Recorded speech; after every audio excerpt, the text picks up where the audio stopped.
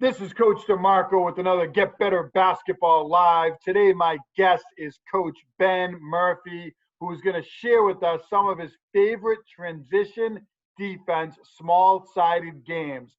Coach Murphy has joined us a couple of times in the past to discuss SSGs, and he's one of the best I know at incorporating them into practice to help players get better. Another Get Better Basketball Live is up next.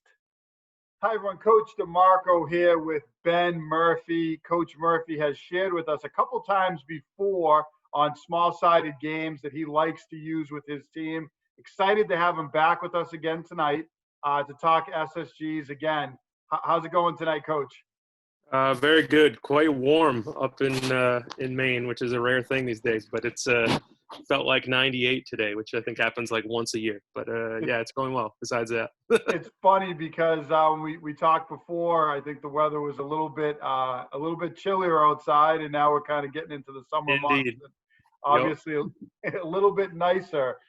Before we jump into the small-sided games today on transition defense, I see a lot of stuff get shared out on social media, and I've had a lot of guests, and they've shared some, small-sided games, and they've shared some perspective on how to incorporate them. And I always enjoy your perspective, and I think you're one of the best that I've talked to when it comes to SSGs. So I'm interested, how did you get into using small-sided games in practice? When did you really start to see the benefit of it? Sure.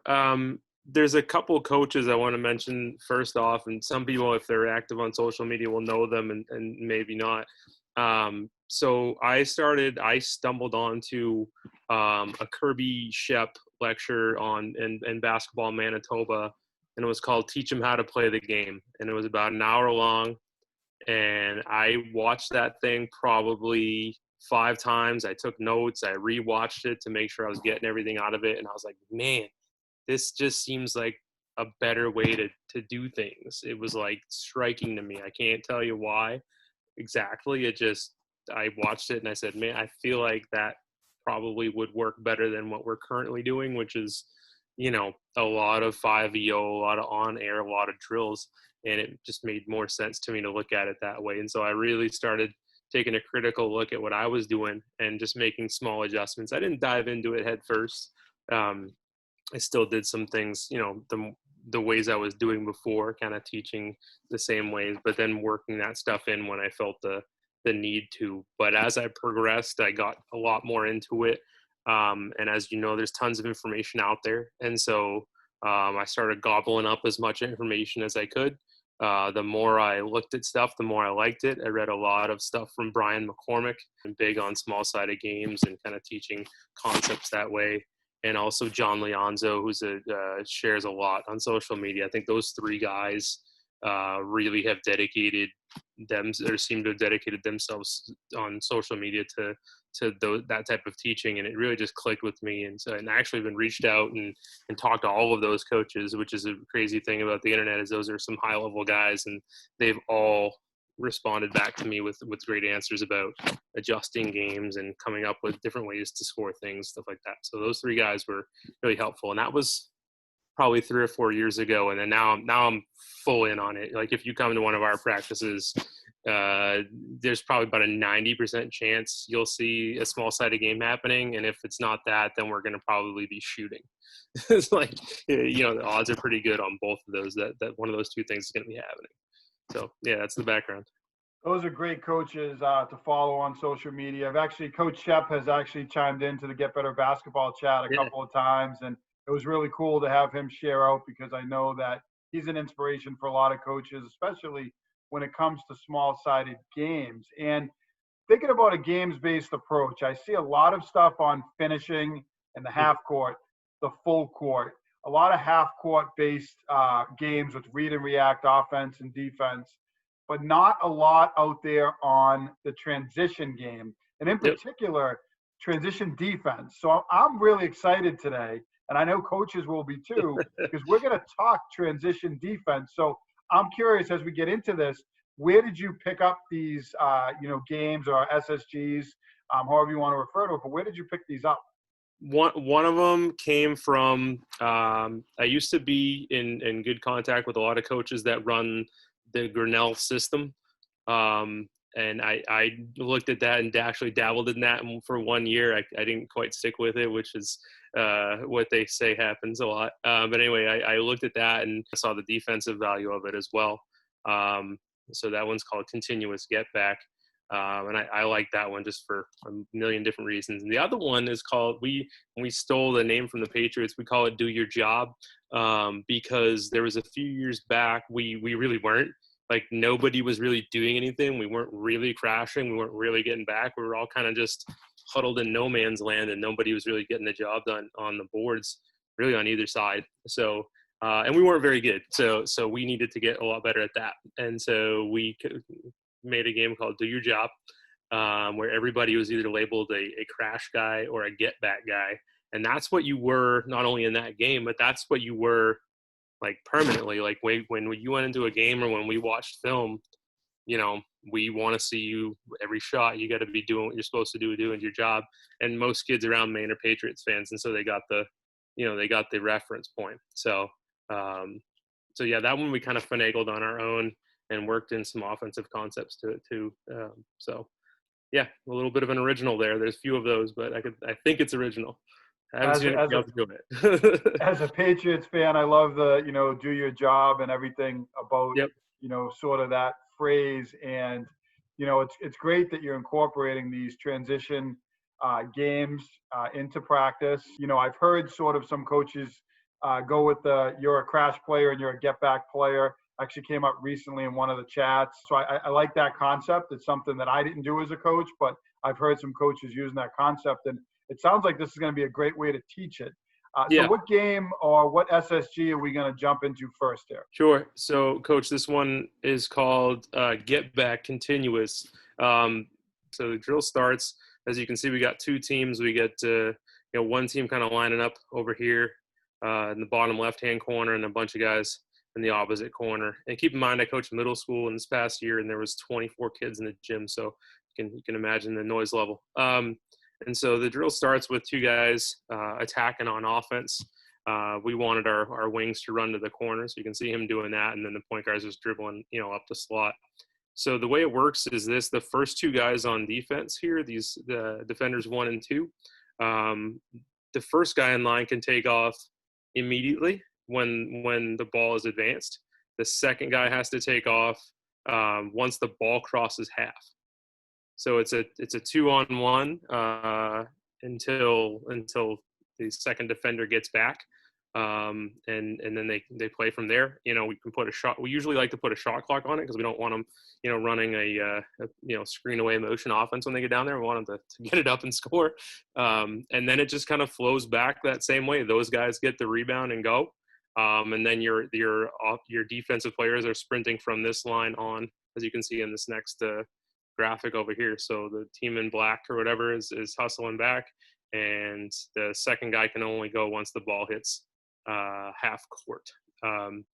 You can modify that. We did that all the way up to 5v5, where we were going 5v3, and then 2 more guys could go when it hits half court and stuff like that. So I always like to start things up, small, and then build from there. So 2v1s where kind of everybody's recovering.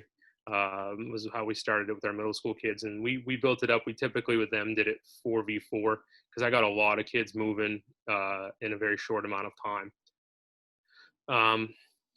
One of the things I like about it, Coach, is just there's a number of things. There's a number of different ways you can score this. So with our middle school kids, we were just trying to get them used to sprinting back because they underestimate the value of that. I think a lot of cases, young kids. At the high school level, we did something similar where if you got back, you would get points for calling out who had ball and who had back. And if the coach didn't hear the call, it didn't count. So you can imagine the conversations. Hey man, I called it, and sorry man, I didn't hear you. Well, it must not have been loud enough. And we actually had a team lose a game once because the guy who got back, he was there and he didn't say back. He didn't say it loud enough at all. And his team is screaming at him to say back, and he just He got back. He was where he was supposed to be. Didn't say anything. They lost by a point. And you've never seen an angrier team. But there's just a number of different ways you can score it. That's one of them. You can score makes. You can score stops. You can score. If you want to make it more of an offensive game, you can score it on. You can score offensive rebounds. Really, whatever you want to. We use it as a defense. We focus on defensive communication in transition. Not only going where you're supposed to go, but communicating it to your teammate as well. It's very simple when it's 2-on-2, but as it gets up to the 3v3, 4v4, 5v5, it becomes a little more complicated and a lot more communication amongst the guys to talk about, who's got ball, who's got back, who's kind of flaring out to cover shooters, that kind of thing. And it gets guys in the habit of doing that. And the thing is, with all small-sided games, and especially this one, it's ugly at first. And I think as a younger coach, I would have stopped this drill a million times. And I think as coaches, we tend to want to do that, but you've got to let this run. And if it's me and I had the staff, I would have a coach here and I would have a coach here, and I would be in their ear about communicating before they're sprinting out there. Because especially what middle school kids will do, they'll just run on, right? I'll figure it out when I get out there, like who I'm guarding and whatever, right? And so we wanted to get them the idea of, no, you got to figure that out ahead of time. Like which one you've got back, which one use on the ball, which one use on the nail, who's flaring out, who can shoot on the other team, who we flaring out to, that kind of thing. So you can make it as complex as you need to, but it really is about just communicating defensively and getting points that way for subs. Coach, I love a couple things. Obviously, I love how you mentioned in the scoring points for communication, because I think that's so critical in those outnumbered situations that players are talking to each other and always communicating. So that's a really cool way to score the game. And obviously there's some other ways you mentioned as well. I love the tempo with the 2-on-2 or even 3-on-3 up and back, and just the competitiveness. You could probably put 5 minutes on the clock and get a ton of reps in just a very, very small amount of time. Yep. If you find that the possessions are just taking too long, they're kind of dilly-dallying to score, you can put a shot clock on it. We found that like 10 to 12 seconds, depending on what level you coach, was plenty. And then if you can't get a shot off in that time, then it's going the other way anyway. And then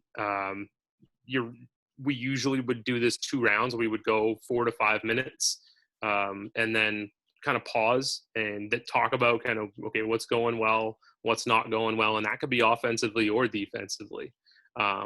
If you have a coaching staff that's big enough, depending on how many coaches you have in the gym, it would be kind of cool. And we didn't have this, but to have one person probably focus on maybe the offensive end and one person focus on the defensive aspect of it. Because, if guys aren't running wide enough, or if they're not making pitch ahead passes that we're emphasizing, things like that, right? Offensively, your coach could get after them on that. Defensively, kind of like we mentioned, they're looking for a couple of things. Are we communicating? Are we getting back to where we're supposed to? Are we really trying to slow down the offense, or are we getting scored on like relatively quickly? Because defensively, man, if you can get that, if you can get them to get that to 6, 7, 8 seconds, then in real life, like most of your teammates are going to be back there by then.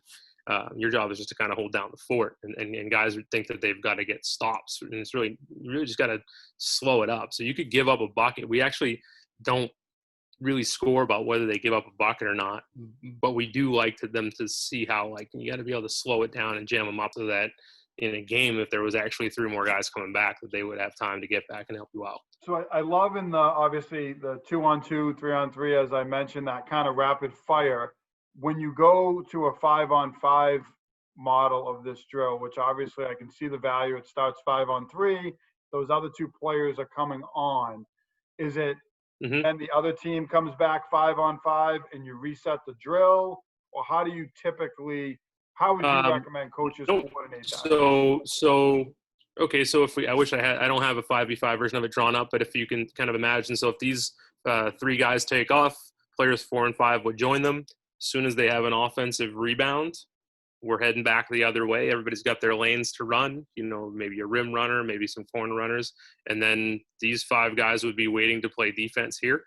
And you would need more guys. You would need we did it because we had a lot of kids in the gym. So, for most teams, 3v3, 4v4 is going to be where you limit yourself. But you can do it. But you would have to stop the drill afterwards unless you had a really big team, big squad. And we happened to have that. We had 24 kids in the gym most days, so it worked. And so we would send the top 3 here, and then 4 and 5 would trail once it hit the half court. Yeah, and I love the 3-on-3 and 4 versus 4. I know that like a lot of coaches are talking about the value in that, but I actually would play a continuous full court 5-on-5 on 5. It was like a half court offense, 5-on-5. Whoever got the rebound or scored would go against the other 5 on the other end. So we did that with 15 players, and that we called it king of the court or queen of the court. So we incorporated our JV team into that. It was a nice way to build them into some of the varsity practice. But a lot of coaches are talking about having one court and having 15 or 20 players. Last off season, I talked to a couple of coaches who said, we have one court. We have the 2 main hoops, and then we have a couple of side hoops. So we need like this. So I think this would be a great drill if you wanted to get a lot of players involved, 15 players or so, and you only had a small area, but you could also do it 3 versus 3 or 4 versus 4 as well. So it just seems like there's a lot of options off of this, which I really like.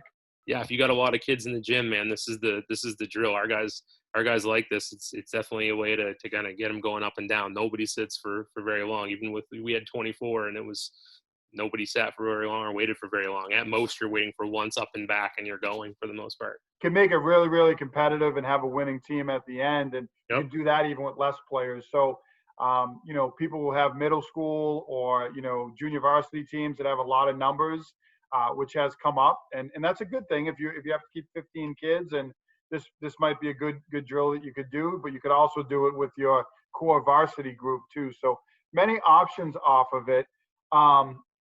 When you started using this drill, what were the benefits you really saw from it early on, and what are some of the things that you know now that you wish you knew when you first started using this? So it is chaotic, and like I mentioned before, my tendency would be to want to stop a drill when it gets uglier, when there's, when we're just kind of not doing something right. But it lessens the drill. It kind of takes all the energy out of the drill. You might do that the first few times you kind of are getting into it on day one, but it's not complicated. Once they get it, they get it. But you just got to let it be a little ugly, and then pause it in the middle. And that's something I started doing, is kind of like, okay, we're going to do this really high intensity for a few minutes. Then we're going to talk about if it was any good, where was it good, where was it bad. And it might be like, hey, you might mention one thing offensively and one thing defensively. Like, hey, if you're not the ball handler, you gotta run wider. Nobody's running wide enough, right?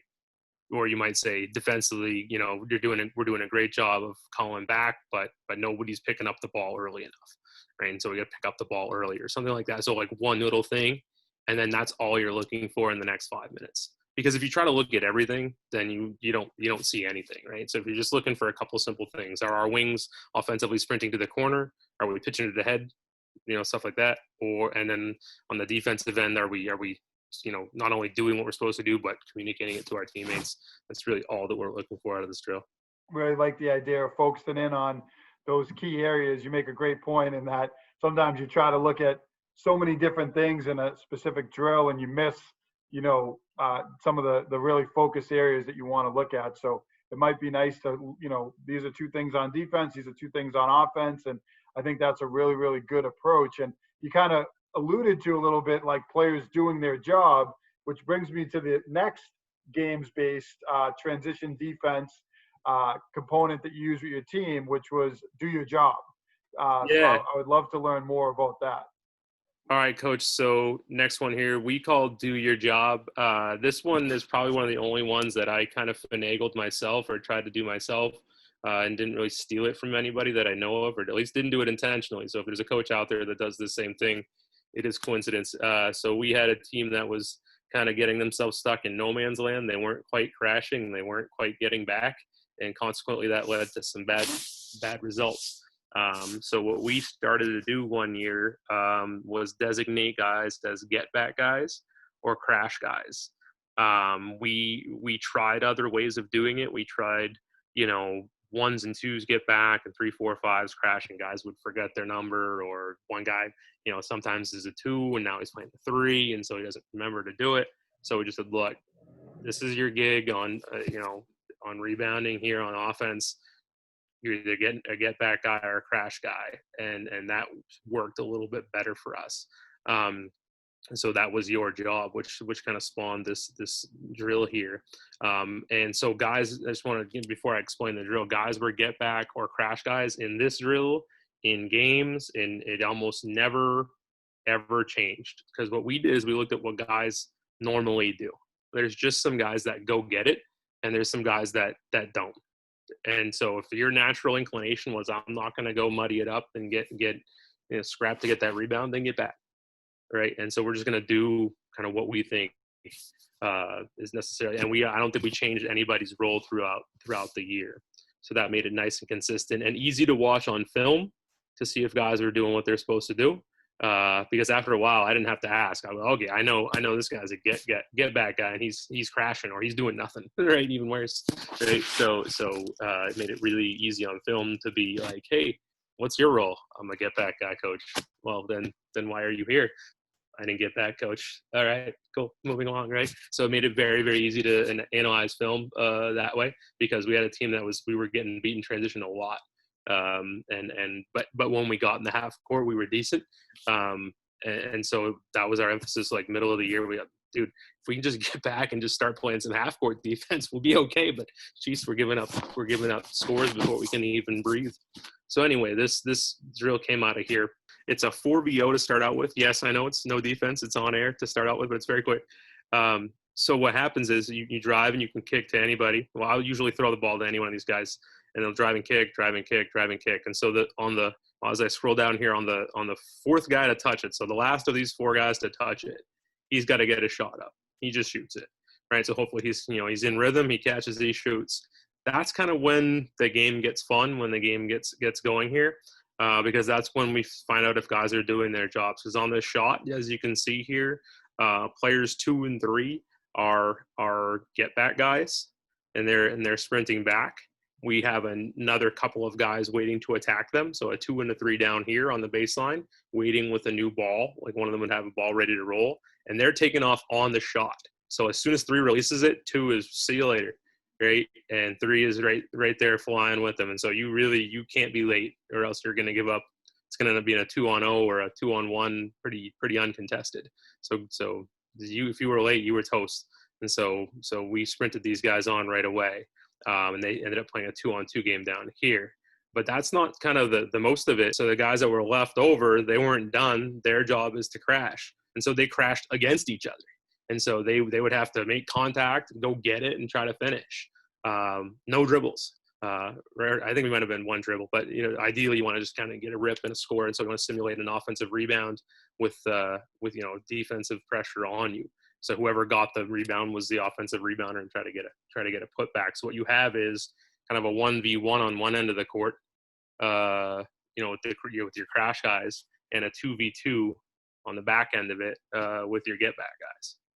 And then you'd have to reset it. It's not continuous like the previous drill, but you would have to reset it after that. But you can get 4 new guys in, really 6 new guys in on the next round. You could do so. And so if you have a varsity team of 12, a lot of guys have 12 on a roster, those 6 guys would clear off, and you would have 6 new guys ready to roll. And so again, an easy way to get a lot of good reps in a very short amount of time, and get guys in the habit of doing what they're supposed to do, doing their particular job here. What I really like about this, coach, is that you have your crash guys on one end kind of going at it, and you have your get back players. And whatever your philosophy is with rebounding, there's probably a way that you can incorporate this with your team, whether you decide you're going to send 3 to the boards, 4 to the boards, you're going to designate players that are going to go in as rebounders. There's a way to kind of build this in with your team, and I think it can be really, really valuable. You don't have to have an even amount of crash or get back guys, right? So this is kind of the ideal. You have 2 of each, right? And so you're left with this 2v2 and this 1v1. But let's say, for instance, you had 3 crash guys and 1 get back guy. such is life, right? So sometimes that guy's going to sprint back. He's going to be 2v1. And then we're going to go 3 guys crashing for a board, battling against each other to get a score. So it almost never happens where you'll have all four of one or all 4 of the other. That's pretty rare. That's really the only thing you would have to look out for. But it doesn't happen if you split up your guys well enough or kind of evenly enough, I guess. And who you designate, really, like I said, we designated guys based on what they were naturally good at. That year, I had a freshman who was 5'5" and he probably weighed 100 pounds, but he could really shoot, and so he was going to play. He was never going to get rebounds, and so I'm like, you're not helping us by rebounding here, pal. So just get it right. And so this year he's a senior now, and he's about 6'3". He can still shoot it, but now he can rebound too. So his role. His role might change. We might ask him to crash. I'm not sure yet, but you don't have to do it permanently like that. You can adjust it to whatever your philosophy is. If you want to get a lot of guys back and prevent transition, go ahead and do that. If you want to create more opportunities on offense and have more crash guys, go ahead. It's just really, that's the beauty of it, is you can adjust based on what your team's strengths are and what your offensive and defensive philosophies are. But this is not something I ever focused on. I coached varsity for 5 years, and I started doing this drill my last year of coaching that because we were so bad at it. I said, there's got to be something, and we got a little bit better, but you would really have to do this pretty consistently because guys don't normally, they freeze up unless you really coach it into them that's an opportunity to kind of make the next play. So, Coach, as I look at this, just a question. I know you talked a little bit about points and scoring and the last game we had talked about. Is there anything that you do within this game that you might score that might be a little bit unique? I really liked the piece about communication. We scored this one very similar to the previous drill. We were looking for defensive communication. That's our focus, really, for the get back guys. Once they actually take off, one of them, if you've got 2, one of them's going to get, say, back, and he's trying to get his butt into the paint, and the other guy's trying to pick up the ball and try to steer the ball as quick as possible. And so not only do we want guys, communicating, we want them actually doing what they're going to say, because one thing we did find is guys would say back, but not exactly sprint to get there. They would say back to get the point, but not actually get back as quick as they could. So, we had to modify our score and be like, yeah, you got to say it and you got to actually do it. But that was our biggest thing about how we scored that. And again, if you want to make it more of an offensive transition drill too, you can certainly score it for makes. You can score it for stops. You can score for deflections. Any number of things. But our big thing was, we're gonna get defensive communication, and we're gonna put 12 seconds on the clock at the most, and the kind of longer it takes for the offense to score, the better. But we really just scored defensive communication and stops. So you got a point for calling ball, calling back, actually doing it, and then another couple for getting a stop. If you gave up points, then that would be essentially subtracted from that total, if that makes sense, right? So if I drop these couple of guys back, they both say back, they both say ball, they both do what they're supposed to do, but then they give up a layup, 0, right? Because you gave up 2, but you earned 2. So you did the right thing, but you didn't get the result you wanted. So it's kind of like even par. But what we found is the more they communicated, the more they talked about doing it, the better they actually did, and the tougher it became for teams to score. Honest that way. Coach, are there any other ways that you might use this game, or other ways that you might modify this and use it with your team? So one thing I was thinking of, Coach, is if you're playing a team. Like, we never changed our rebounding and get back philosophy, but I know some coaches do. They like to game plan time to time. And so if you're playing a team that likes to really push it up the court and you want to emphasize getting back, you could run this drill 4v4, or like 4v0 into a 4v4 where just everybody's getting back. So you do the drive and kick routine, 4th guy shoots it, and then everyone's sprinting back, and you're not really worried about getting that that offensive rebound as much. You're really emphasizing, let's get back, let's build that wall up, and let's play some half-court defense and make sure that they're not scoring easily. If you're a coach that likes to adjust game to game based on your opponent, that could be, one small adjustment that you make to it. So really you can modify it to fit your squad. Yeah, I really like that. We had actually something similar with our team where we did kind of like something we called prides, and it was like a perfect play. And then it kind of went back into transition. It was a really nice way to practice it with some similar qualities of what you're talking about in this drill. And there was a lot of value in it. And I think you're training players to do what they're going to do in the game. If they're get back players, that's their job. If they're crash players, that's their job. We didn't break it down exactly that way. We were a 4 to the boards team, but It also gave us a chance to work on who's our get back player. And if we don't get the rebound, the other 4 players better bust their butts to get back into the play. So there's value in what you're doing here with do your job, like I said before, regardless of what type of defensive rebounding team you might have. Yeah, and there is that does make people uneasy sometimes, is that you don't always have the same amount of get back or crash guys. So you might have, depending on your lineups, you might have 4 going to the boards and 1 guy getting back. We usually tried to get it to where it was 3 and 2, but hey, if it happens, it happens. Since the guys knew that. So you might be out on an island and you have to kind of slow down the troops and let your buddies get back. But a lot of times it was 3 and 2, one way or the other, depending on the lineups that we had. Most of our 4s and 5s ended up just being, but it's a nice way to define roles. I think that's an important thing for kids. They know.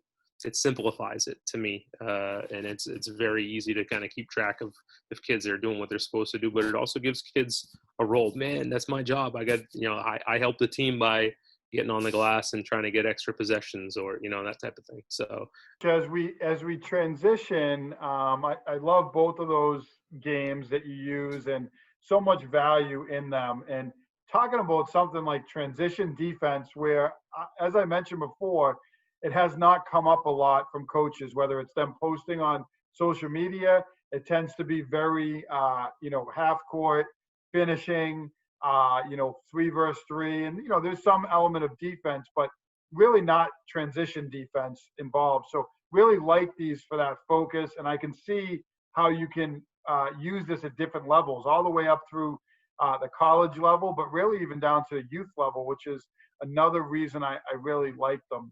I have to ask, as you started using these with your team, what was right away, what was the immediate impact that you saw from the players? I know one of them you used last year as a high school coach, but what was really the immediate impact you saw and the benefit you saw from using them? I think it took a little while, but we did eventually see it in games. And that's the thing about small-sided games, is it isn't like this wow moment where all of a sudden you're way better at something than you were before. But it's something that if you just keep at it and keep emphasizing the same things, that eventually it does translate into games really well.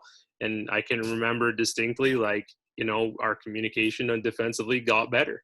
We play teams that like to run, and I felt like after we started doing this, it took a little while and took some repetitions of it, but we did get better at getting back to our spots, calling out what we were doing, and kind of setting up our defensive shell so that we would play a little bit more half-court defense and a little less scramble.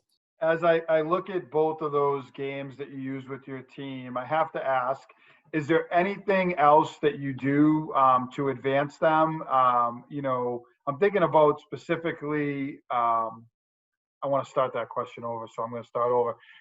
As I look at both of those games, Coach, I see so much value in them, and I see it, as I said, from the youth level all the way up really to the college level. So you gave us really the core aspects of them. Is there anything else that you did to modify or advance either of those games as players really grasp the basic elements of them? Yeah. So if you specifically want a game plan for different types of teams, I think that either one of those can be modified for that. Or if if you see what I presented as a baseline, but you're like, oh man, we like to pick up a lot higher up. We like to pick up a point guard before they even cross half court. Then go ahead and do that, right? Like, it's not just because the diagram that I have has the guy sprinting back to the top of the key and picking up there. That's what we did. And, if you're a coach that likes to get out and press no matter what, go ahead and do that, right? So whatever your defensive philosophy is, or defensive transition philosophy is, that's the place to execute it. And so I would say just, my final thought, as always with any SSG, is modify it to fit your team. Don't do what my team did. Don't do what Coach DeMarco's team does. Do what fits with your philosophy, and just be good at that. But don't modify it because of, what we're presenting here. Do it whatever fits, and make the changes that fit your team. And that part's hard because that takes some finagling, because you're going to try to do it one way and you go, okay, this doesn't quite make sense for what we do. And you got to find out, you just got to tweak with it a little bit until it makes sense for your squad. That's great advice for coaches, and really about believing in what you do and being who you are. And the final question I have to ask, you talked about a couple times how SSGs can be a little bit messy. And that was something, as I started to use them, that I had to be okay with. It was an adjustment period, and I feel like coaches do. So what advice do you have for coaches with these small-sided games, or really other SSGs? Because I know you use them often in practice. Mm-hmm. So if it's getting messy and it, that can be frustrating at times, what advice do you have for coaches to help kind of see the benefits of them? So 2 things I would say is, first off, bite your tongue as much as possible. Right? I think as coaches, we want to coach. We want to feel like, we're talking, like talking equals coaching. And I think a lot of times not talking equals coaching. So I think just watch as much as you can, specifically and keep what you're looking for. Like I mentioned earlier, keep that small, 1 or 2 things, because kids aren't going to be able to follow if you say, hey, we got to do A, B, C, D. It's over at that point. But if you're just watching for 2 things, like, are we running the lanes wide, and are we calling, making our defensive calls that we're supposed to? Are we calling it loud enough for the coaching staff to hear it? Like, if you're focusing on those 1 or 2 things, then the kids will focus on those 1 or 2, and you kind of. Yeah, one of the many benefits of the SSGs is kind of that continuous play, and you're hitting offense and defense, and in this case, transition. So there's so many things going on, and the players are out there, and they're learning in the moment on what they need to do. So. And one thing I'll say, John, is like, the reason why I don't want to stop it too much is because how you score it and the kind of the restrictions you set on it, like, you want players to figure out how to win that using those methods, right? So if guys know they're going to get points for stops and for calling out, their defensive responsibilities, if guys know that, then that's how you win, then they're going to be more likely to do that. So the more emphasis and more value you put on that, the better off you're going to be. And so if it's not happening, it doesn't do you any good to stop, say, hey, we got to do this, and then keep going. Like, the emphasis is you're going to lose the game, right? So, like, I shouldn't have to say anything, right? If you want to win this competitive game against your team, you should do what you're supposed to do. And then if it's not happening, you kind of stop at that halfway point, you discuss it, and you move along. Coach, I appreciate your perspective and all you share. And obviously, anytime we get to sit down and talk SSGs, love the ideas. I love the way you score them, the advice you have for coaches at all levels on how they can incorporate them. And then you always have the modification. If you want to advance this, think about it this way. If you want to focus more on offense or more on defense, you just give us such a broad perspective on SSGs, and especially the one today. Both Get Back was great, but the one that you sort of came up with on your own, Do Your Job, I think there's a lot of value in that for teams. And if they really need to work on transition defense, either one of these can be really, really effective for their team. So thank you for taking the time to share with everyone today. No problem. Happy to do so. Hope people can find some value in these drills whenever it is they get back in the gym. Yeah, hopefully that is soon, and hopefully you can join me again in the future. I know we've done this a few times now. I think this was our 3rd edition talking small-sided games, and I'm looking forward to number 4. I'll try to come up with some good ones. Thank you, John.